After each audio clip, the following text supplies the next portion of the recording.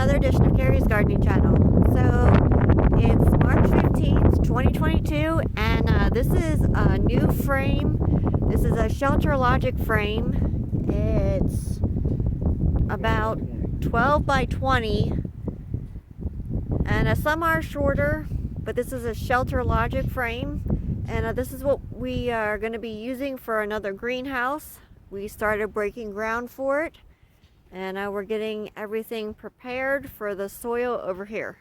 So this one here is one that we did 2 years ago, and this one here is finished. It's the same kind of frame. Now we will have different plastic on it, but I will show you the breaking of the ground over here.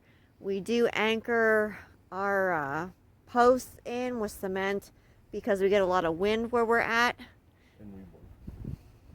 And we do use rebar too.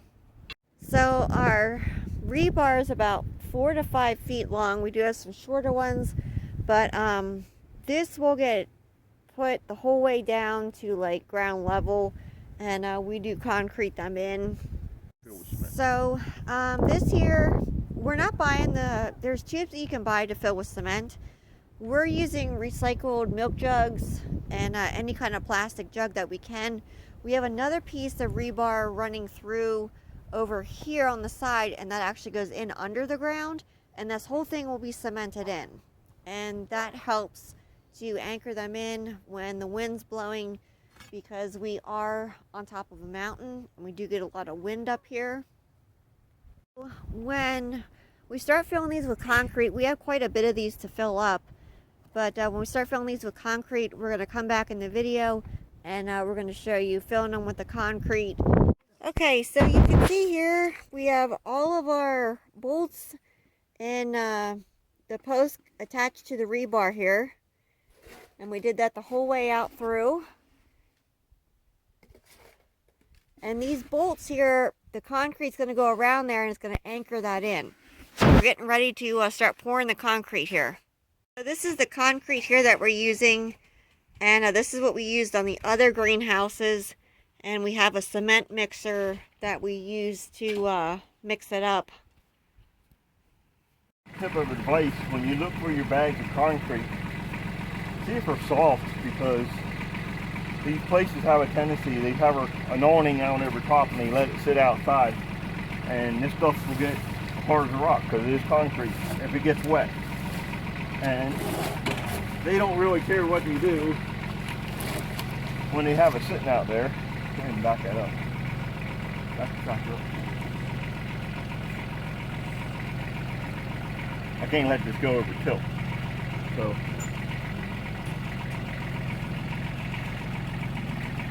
this is the easiest way to load an 80-pound bag of concrete.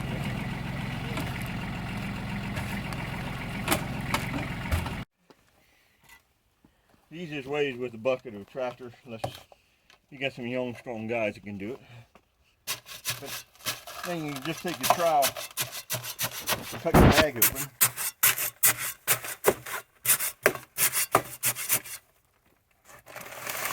And watch out for the dust.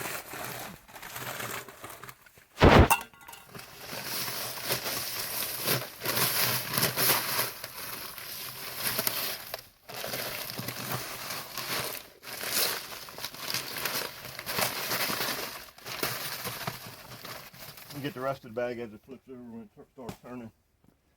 This bag was pretty good. The other one, the quarter of the back of it was hard, and you couldn't really tell because of the way it gets compressed when it's sitting. But I took a hammer because we got 40-mile round trip to try to get back and forth to get concrete, so we have to do what we have to do with it. So this one here is a good bag. We just try to make sure that it feels like it's soft and pliable if you buy it, because when you get it home, if it's hard as a rock, you can't use it. These cement mixers, a lot of times people buy them just to do this kind of stuff. If you look on Craigslist or something, you'll find them, and you can pick them up for like half the price of what they were.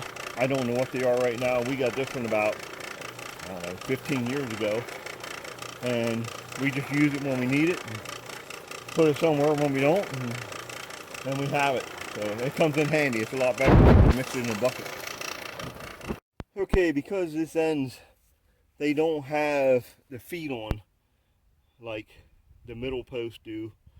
We had to improvise here, and we're doing, now this is down in the ground, this is solid in, so the concrete's going to form to this rebar, and then we're going to put this down as an anchor and let the concrete form around this, and would do the same thing. Once it's dry, you won't be able to pull it out. Even with the tractor, you probably hardly pull it out, but this will help secure it when any wind comes. We get 70-mile-an-hour winds up here sometimes, so luckily with the shape of the greenhouse, the wind goes over a lot of times, but it does do a lot of pushing on the walls. So we have this as anchoring it to keep it where we want it for right now, and we're going to fill this up and then we'll come back.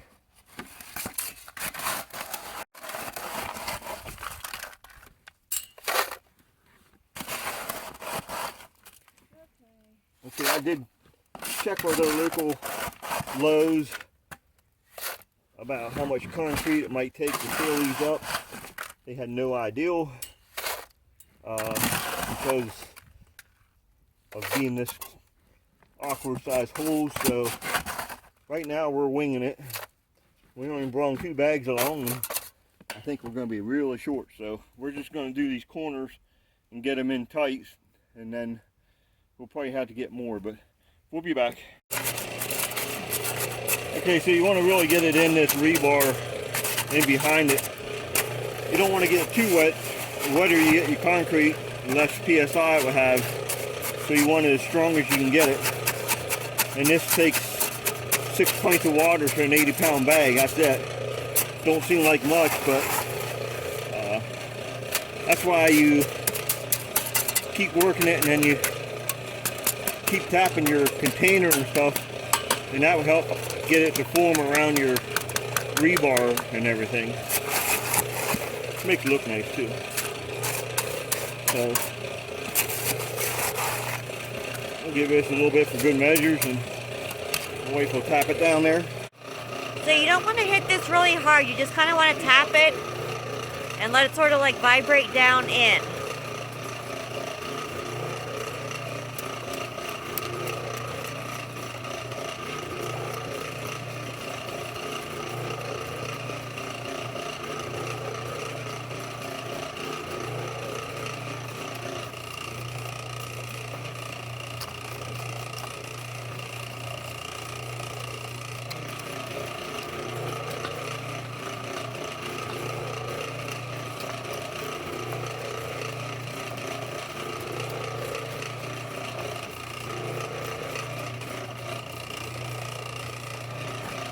And that's settling the concrete in around that rebar in there, and that's going to help with holding everything together.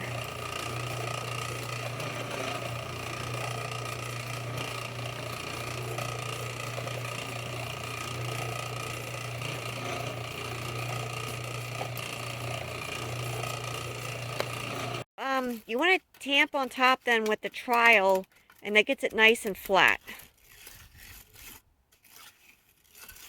We're going to show you the one here with the feet for how we do in around that one with the cement.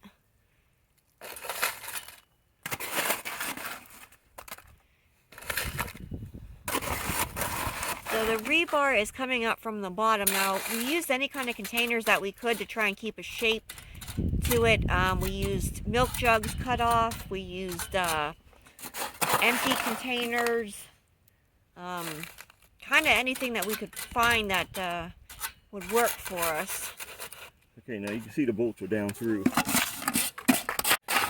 And that's going to help anchor that in when the concrete hardens. Now there is a piece of rebar coming up from the bottom. Yeah, right there. I don't think I can. Well, you can't. You can hear it. Yeah, you can. It's under there, but the post is sitting right on top of it. Yeah. And this is done like this. In case we ever want to take this out, we can do it. That's going to be the hardest one if we ever want to take it out, the end one. But these we can just unbolt them and lift them off. That one we could take it apart and probably slide it out from underneath. So we're going to have to mix another bag of concrete up for these. gives you a general idea of what we're doing. We'll show you when it's full and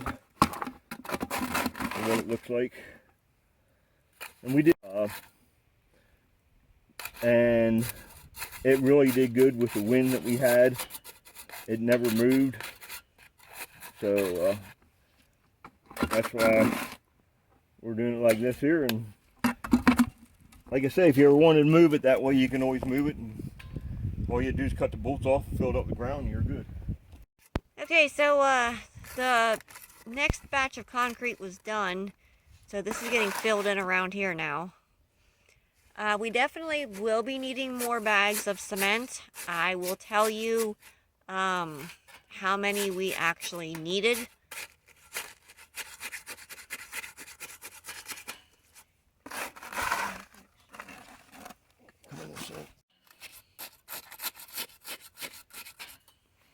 So we're filling it in around in there. And it's hard to do. Should I take a stick in it? Well, whatever you do, when you're doing this and you have it set up the way you want it and you're filling these up, don't let anybody hang on it or use it as a jungle gym until everything is set. Don't use that as a jungle gym anyway, but anyway, you know, I know you get a tendency to grab a hold of the rails and pull on and stuff, but you could pull everything out plumb. You don't want to do that. I'm just trying to get... Okay. So you want to make sure you go the whole way around and you have it nice and full. And when you use your trowel to tamp it down and push it down, it's helping to get out the air pockets too. And then you can fill more in around it. Okay, the end of your bolts, you want to let them exposed.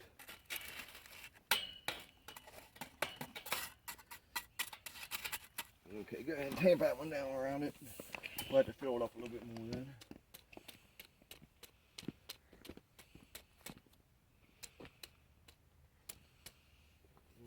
This one won't take much. Okay, so we're not going to show every single one of these being filled. So we took composite deck posts and we created a band board around the perimeter of the frame here, and it's attached by these wire hooks here that have like screw holes in where you can screw it fast to these posts here. And we attached it like that. Now these boards here were cut so that they would fit together, and then they had bolts put through them so everything's put together on them. You can see here a little bit better how everything's attached on this one here. And we had gotten a bunch of these posts for free. We had bought some deck boards from someone a long time ago, and they had a bunch of these posts laying around, and they threw them in for free for us.